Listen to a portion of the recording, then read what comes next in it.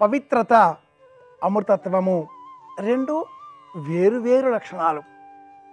దేవతారాధనలో వినియోగించే స్వభావం కలిగినచో అది పవిత్రత, ఆరోగ్యదాయకంగా మాత్రమే చెప్పుకున్నప్పుడు అది అమృతత్వము. కానీ కొన్ని పళ్ళు, కొన్ని వృక్షాలు రెండింటిని అంటే రెండింటి లక్షణాలను కలుపుకొని ఉంటాయి. పవిత్రత, అమృతమయమైన గుణం, ఇలా రెండూ కలిగి ఉన్నటువంటి పండు దానిమ్మ పండు. ఆ చెట్టు దానిమ్మ చెట్టు, దాడి నిమ్మ చెట్టు అని చెప్పాలి ఈ పేరు. క్రమేణా మనం పలకడంలో దానిమ్మగా మారిపోయింది. దాటెమ, దారెమ అన్న పదాల నుంచే దానిమ్మ ఏర్పడింది అని కూడా సూర్యరాయాంధ్ర నిఘంటువు ఇలా తెలియజేస్తుంది. దాడిమ అన్న పేరు కూడా మనం గమనించవచ్చు. వేడు వేడుకనెత్తు దాడిమ గమికి జేరదగునే తగునెడ కరిగి కీరము. చంద్రికా ప్రణయంలో ఇలా మనం గమనించవచ్చు. అంటే ప్రాచీన కావ్యాలలో ప్రస్తావనలు ఉన్నాయి. ఇంకా విశేషంగా మనం గమనించినప్పుడు దాడి, దానిమ్మ, దాడింబ అన్న పదం కూడా దానిమ్మ చెట్టుకే పర్యాయంగా సూర్యరాయాంధ్ర నిఘంటు వివరిస్తుంది. దాడింబ ఎనగను దాడిమంబగును. ఆంధ్ర మహాభారతంలో నన్నయ్య గారి ప్రయోగం ఇలా దాడింబ అన్న పదాన్ని గమనించవచ్చు. దాడింబము అన్న పేరిట మరో పేరుతో కూడా చూడవచ్చు. పూచ నిమ్మలు, దాడి నిమ్మలు, సురపొన్నలు. పొనగంటి తిలకన్న ఏఆర్ చరిత్రలో కూడా ఇలా వినియోగించి ఉన్నాడు. ఇలాంటి ఈ దానిమ్మ చెట్టు గురించి రామరాజభూషణుడు చెట్టుల లతాంత కాంతియను చందిరకావి చెరుంగు దాటి అనేటటువంటి పద్యంలో కూడా పరమాద్భుతంగా ఈ చెట్టును ఆనుకొని ఉన్నటువంటి ఆ వనితామణిని, గిరికను వర్ణించి ఉన్నాడు. దాడిమ, దాడి నిమ్మ, దాడిమ్మ, దానిమ్మ, దాడిమము ఇటువంటి పర్యాయ పదాలతో ఉండేటటువంటి ఈ దాడిమ్మ పండు పూజలలో ఎలా వినియోగిస్తారు? ఏ దేవతారాధన చేసినా కూడా ఈ పండు నివేదనగా సమర్పించవచ్చు. కానీ ఉపవాస వ్రతం పాటించే సమయంలో మట్టుకు ఆ ఉపవాసంలో ఏ పండైనా తినవచ్చు, కానీ దానిమ్మ పండు తినకూడదు అంటారు పెద్దలు. దానిమ్మ పండులో అనేక గింజలుంటాయి. ఒక్కొక్క గింజ ఒక్కొక్క ప్రాణానికి ప్రతీక. ఉపవాస వ్రతంలో ఉన్నవారు అరటి పండు తినవచ్చు, కొబ్బరి బక్క తినవచ్చు, అంతే. అంతకు మించి ఇలా దానిమ్మ పండు స్వీకరించకూడదు అంటుంది సంప్రదాయం.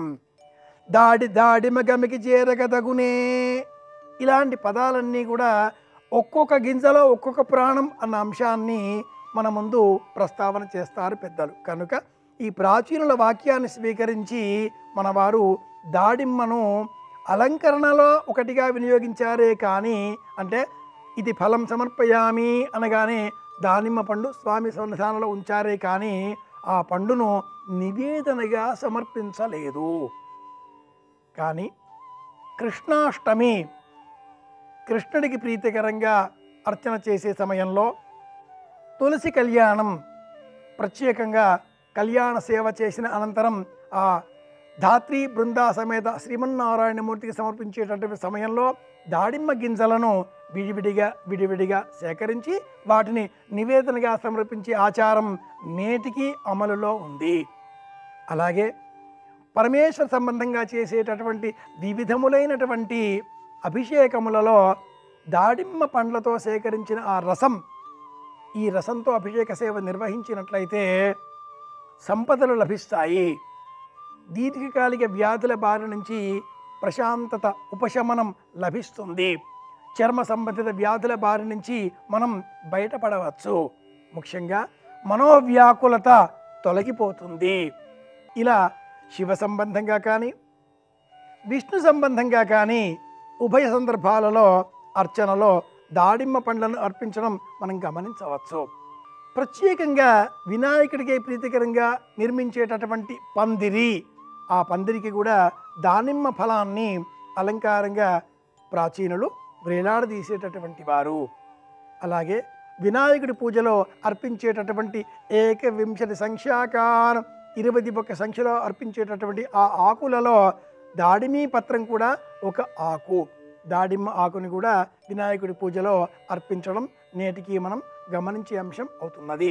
శివ సంబంధమైన అర్చనలు అన్నప్పుడు శివుడు, పార్వతి, కుమారస్వామి, గణపతి ఈ దేవతారాధనలు వీరికి సంబంధించి ఏ విధమైన సేవలు నిర్వహించినా కూడా వాటిలో ఇతర సందర్భాలలో లేనటువంటి సమస్తం లేనటువంటి పత్రములను ఫలములను మనం వినియోగించవచ్చు అని ఆచారకాండ ప్రత్యేకంగా తెలియజేస్తుంది. జ్ఞాపక శక్తి బాగా పెరగాలి అనేటటువంటి ఆలోచన కలవారు సరస్వతీదేవి సన్నిధానంలో ఈ దాడిమ్మ గింజలను నివేదనగా సమర్పించి వాటిని చిన్నారి బాలబాలికలకు ప్రసాదంగా వితరణ చేయాలి. అలా చేసినట్లయితే వాటిని స్వీకరించిన ఆ బాలబాలికలకు జ్ఞాపక శక్తి విపరీతంగా పెరుగుతుంది. వివాహం ఆలస్యమవుతున్నది అనేటటువంటి ఇబ్బంది గల యువతి యువకులు లక్ష్మీనారాయణులను పూజించి ఆ ఉభయంగా ఉండే లక్ష్మీనారాయణుల సన్నిధానంలో దాడిమ్మ పండ్లను 2, 4, 6 ఈ సంఖ్యలో నివేదనగా సమర్పించి వాటిని తాము తినకుండా ఇతరులకు బహుమానంగా ప్రసాదంగా అందించాలి. ఎంతమందికి ఇలా ఈ దాడిమ్మ పండ్లను బహుమానాలుగా అందిస్తే అందులో ఎన్ని గింజలు ఉన్నవో అన్ని సంబంధాలు మన ఇంటికి వస్తాయి. మనకు సంబంధించినంత మేరకు అనుకూలంగా ఉండేదాన్ని మనం ఎన్నుకోవచ్చును అనేటటువంటి భావన ఈ లక్ష్మీనారాయణులకు మనం సమర్పించేటటువంటి దానిమ్మ పండు నివేదనలో దాగి ఉంటుంది అని కూడా పెద్దలు విశేషంగా తెలియజేస్తారు. అయితే లక్ష్మీనారాయణులకు సమర్పించేటటువంటి ఈ నివేదనలో ఆ పండును విడదీసి గింజలను విడిగా సేకరించి సమర్పించకూడదు. పండు యథాతథంగా అలా ఇది ఫలం సమర్పయామి అనేటటువంటి సంకల్పంతో దాడిమ్మ పండు సమర్పించి ఆ పండును అదే విధంగా ఇతరులకు బహుమానంగా అందించాలి. విశేషంగా చదువు బాగా రావాలి, జ్ఞాపక శక్తి బాగా పెరగాలి, ఏకసంతాగ్రాహకత్వం కుదరాలి అనేటటువంటి వారు రాత్రి వేళన నిద్రించకంటే పూర్వం ఓం నమ శివాయ, ఓం నమ శివాయ, ఓం నమ శివాయ అంటూ శివనామస్మరణ చేస్తూ దాడిమ్మ గింజలను అలా చేతబుచ్చుకొని కాసింతసేపు శివధ్యానం చేసి వాటిని స్వీకరించి ఆ తర్వాత నిద్రకు ఉపక్రమించినట్లయితే వెంటనే నిద్ర వస్తుంది.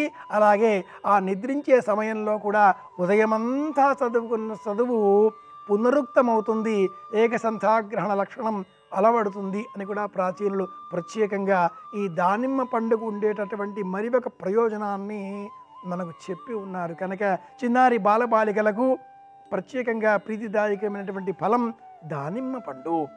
వినాయకుడి పూజలో ప్రత్యేకంగా అర్పించేటటువంటి పత్రం దాడిమి పత్రం. వినాయకుడి పూజలో ప్రత్యేకంగా సమర్పించేటటువంటి పండు కూడా దానిమ్మ పండే. పవిత్ర లక్షణంతో కూడుకున్న అమృతమయమైన దాడిమ్మ చెట్టు గురించిన విశేషాంశాలను ఇన్నింటిని తెలుసుకున్నాం కనుక సాధించే ప్రయత్నం చేద్దాం.